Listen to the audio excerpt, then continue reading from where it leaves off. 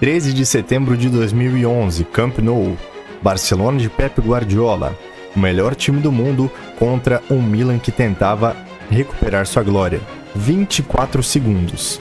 Foi o tempo que Alexandre Pato precisou para calar o Camp Nou e mostrar ao mundo que ele não era apenas uma promessa, ele era o herdeiro.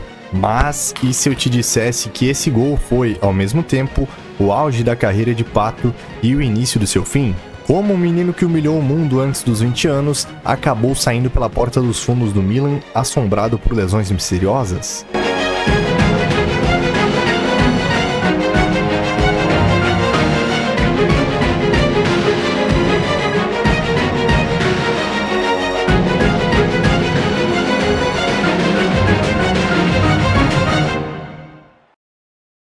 A história começa antes de Milão. No Mundial de 2006, Alexandre Pato quebrou o recorde de Pelé, como o jogador mais jovem a marcar em uma competição da FIFA. Ele não jogava futebol, ele parecia flutuar sobre a grama. Em 2007, a briga foi feia. Real Madrid, Chelsea, Inter de Milão, todos queriam um menino de 17 anos. Mas o Milan, com sua forte conexão brasileira e a influência de Leonardo, venceu a disputa por 22 milhões de euros, um valor absurdo para alguém sem maioridade. Pato chegou em agosto, mas não pôde jogar. Por ser menor de idade e estrangeiro, a burocracia italiana o impediu de ser registrado até janeiro de 2008. Imaginem a pressão: treinar todo dia ao lado de Maldini, Seedorf, Pirlo e Kaká, sabendo que o mundo inteiro esperava a sua estreia. Ele era um segredo trancado a 7 chaves. Aí ficou eu, Nesta e o Maldini. Treinamento 1 contra 1. A gente falava, quem vai? Ninguém queria ir no Pato. Quem vai? Vai, ó, o capitão, vai. O Maldini me chamava de capitão, eu chamava de capitão. Capitão, vai você. Aí o capitão voltava assim, ó. Vai, Nesta voltava assim, ó. A gente falava, não dá pra pegar ele, mano. Que coisa, não dá pra pegar ele. E eu falei, quando o Pato chegou, depois de 2 meses, eu falei pro Serginho, um dos maiores centroavantes da história do futebol brasileiro, depois dos outros, tá na nossa frente. Nossa. Alexandre Pato. No dia 13 de janeiro de 2008, no San Siro, estádio do Milan, o menino finalmente foi solto. E adivinha, aos 74 minutos, o seu primeiro gol com a camisa do time italiano. A comemoração, um choro de alívio. O futuro tinha chegado. O impacto foi imediato. Alexandre Pato não precisava de tempo. Ele era rápido como Ronaldo Fenômeno e elegante como Kaká. Ele podia finalizar com a direita, com a esquerda, e seus dribles em velocidade eram quase imparáveis. Taticamente, o Carlo Ancelotti encontrou a fórmula mágica.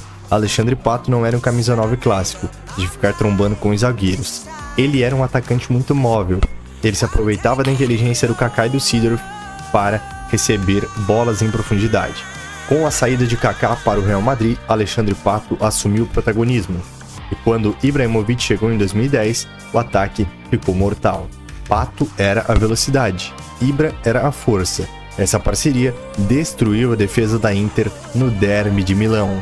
Naquela temporada 2010-2011, o Alexandre Pato foi fundamental para o título da Série A, campeonato italiano. O último scudetto dominante do Milan. Ele chega com 17 anos, não podia jogar, tinha que esperar fazer 18. Então ele passa 6 meses só treinando. E o Milan criando algumas oportunidades, fazendo alguns amistosos. Então nessa parte de treinamento e esses amistosos, cara, todo mundo aqui desesperado para esse moleque jogar. Todo mundo quer que ele jogue já, todo mundo tá ansioso para ver ele jogar, porque era surreal o que ele fazia. Ele é extremamente talentoso, tecnicamente muito bom e fisicamente ele tinha uma arrancada assim, cara, impressionante, que é aquele gol que ele faz, né, contra o Barcelona, lá em Barcelona. Milan-Barcelona, que ele dá aquela arrancada, é aquilo ali diariamente. Então você fala, cara, precisamos desse menino o mais rápido possível, né? Os números da época são assustadores. O Pato tinha média superior de gols à do Henry e à do Rooney na mesma idade. O mundo era dele. Mas foi no topo da montanha que o castelo de cartas começou a ruir. E aqui, a história passa de um conto de fadas para um mistério médico. As lesões musculares, principalmente na coxa, tornaram-se rotina. Como um jovem de 20 anos sofre 16 lesões musculares em apenas 2 anos? A teoria mais aceita pelos especialistas é o ganho de massa muscular. O Milan Lab, famoso por sua tecnologia de ponta, tentou fortalecer o Pato para aguentar o futebol italiano. Ele ganhou muitos quilos de músculo em pouco tempo. O problema? A velocidade dele era baseada na sua leveza e no seu biotipo. Esse ganho de massa, segundo analistas, tirou a elasticidade dos seus músculos. O motor era forte demais para o chassi. O Alexandre Pato acelerava e o músculo dele rasgava. Vamos lá, meus 3 primeiros anos no Milan, no Inter, foi muito legal, assim, eu me diverti, sempre me diverti. Em Toronto, tinha 18 anos, e a primeira impressão era que volava, que não corria, volava. Você é um pato? Por Milan. Eu tenho muito carinho. E claro, a pressão extracampo. Pato começou a namorar Barbara Berlusconi, filha de Silvio Berlusconi, nada mais nada menos que o dono do Milan. O cara namorava com o dono do clube. A imprensa italiana ligava cada lesão à sua vida pessoal, dizendo que ele não estava focado. A pressão psicológica era insuportável. Ele voltava, jogava 20 minutos, fazia um gol e sentia a coxa de novo. Era um ciclo de tortura para o torcedor rotioneiro. Eu tive as minhas lesões, né? Eu comecei a ter a minha lesão, que pra mim foi a primeira contra a Udinese, acho. Eu não entendia nada. Eu falei, caraca, eu tava correndo e caí no chão. Falei, meu Deus, e agora? E aí fui indo, aí fui lesionando de novo, aí fui lesionando de novo, aí que tava a chave. Se eu tivesse uma estrutura, seria totalmente diferente. Porque o que acontece? Quando você vai lesionando, automaticamente as pessoas em volta de você, se não são aquelas que te amam de verdade mesmo, que querem o seu bem, elas começam...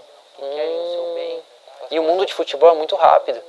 Hoje é você, amanhã é o outro, aí vem o outro e aí vai indo. Então eu vejo que quando eu estava no Milan, eu estava perto, não era difícil. Mas óbvio que precisava ganhar, ser campeão. Janeiro de 2012, o Paris Saint-Germain ofereceu 35 milhões de euros para o Milan. O Milan aceitou. A torcida já se despedia. E então, um impensável. Silvio Berlusconi vetou a venda no último minuto. O genro não sairia. Foi o golpe final. O Alexandre Pato ficou, mas a sua alma parecia ter partido com a transferência frustrada. Ele não era mais o mesmo jogador, com medo de acelerar, medo de se machucar. Até então, o Milan a gente não passou das oitavas da Champions, eu não fui mais para a seleção, eu não joguei a Copa. Então, assim, tudo tem os seus fatores. Para ser o melhor do mundo, bola de ouro, você tem que... Só que eu imaginava, já colocava eu lá com o troféu, né, sendo o melhor do mundo, bola de ouro. Só que quando você deseja uma coisa que você não tem, você cria expectativas. E as expectativas, cara, às vezes são as piores, sabe? Eu acho que você cria dentro de você, em volta de você não, olha, porque você deixa... Eu acho que é impossível, não impossível, mas muito difícil que um jogador não sinta o que tem em volta. Em janeiro de 2013, o sonho acabou. Por 15 milhões de euros, Alexandre Pato voltou ao Brasil para jogar no Corinthians. Aos 23 anos, ele deixava a Europa não como um rei, mas como um enigma que ninguém conseguiu resolver. Foram 150 jogos, 63 gols pelo Milan. Números de ídolo, mas com o sabor de quero mais. Pato, pelo que mostrou no começo, era para ter sido com certeza um dos melhores do mundo. Então Alexandre Pato foi um fracasso no Milan? A resposta curta é não. Ele foi campeão, foi artilheiro, foi decisivo, mas o fracasso não foi de talento, foi de tempo. O Milan nunca mais teve um jovem com aquele teto de potencial até a chegada de Rafael Leão. Pato foi o último brilho da era de ouro do Brasil no Milan. Ele não foi um fracasso, ele foi um cometa. Cometas não ficam para sempre, eles apenas nos lembram do quão brilhante o céu pode ser em um breve instante. E para você, torcedor, se o Pato não tivesse se lesionado tanto, ele teria sido melhor que o Neymar? Deixe a sua opinião aqui nos comentários. Não esquece também de se inscrever aqui no nosso canal, deixar aquele teu like se tu curtiu o conteúdo. Eu acho que esse vídeo ficou legal, eu acho que tu curtiu. Cara, o Alexandre Pato no Milan realmente, o começo dele foi assombroso, deu medo, cara. A gente vê que o Cafu fala que nos treinamentos ele detonava, ele acabava com o Maldini, que era o melhor zagueiro do mundo. Então, a única explicação pro Pato não ter realmente vingado foram as lesões.